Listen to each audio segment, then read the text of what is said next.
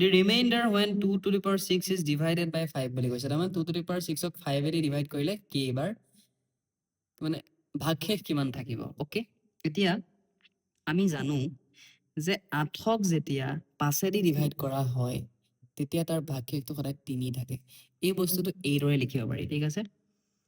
8 is congruent to 5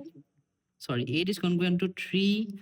mod 5 এনেকে লিখা হয় তাৰ মানে এই 5 এদি এই 8ক ডিভাইড কৰিলে 3 থাকে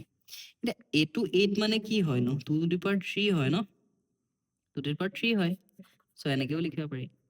এতিয়া যিদৰে আমি ইকুৱেশ্যনৰ দুইফালে স্কয়াৰ বা কিউব বা কিবা কৰিব পাৰো ঠিক তেনেকে মডৰ ইকুৱেশ্যনটো কৰিব পাৰি তাৰমানে এটা মডৰ ইকুৱেশ্যন বুলি কয় এটা কি কৰিম আমি দুইফালে স্কয়াৰ কৰি দিলো 2 to the power 3 টো অলৰেডি আছিলে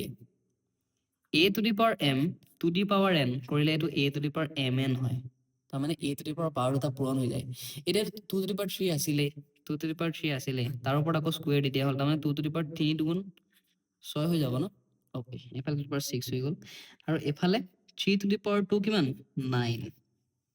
9 হল mod 5 ওকে এতিয়া 2 to the power 6 এই 9 টো 5 তকে ডাঙৰ কিন্তু এটো সৰু হ'ব লাগিব সৰু কেনেকে হ'ব এই 9 টোক আমি 5 এদি ডিভাইড কৰিম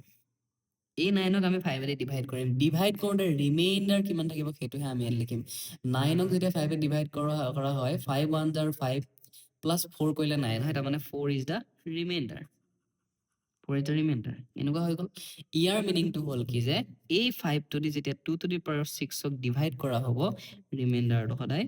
4 থাকিব okay option number D will be the correct option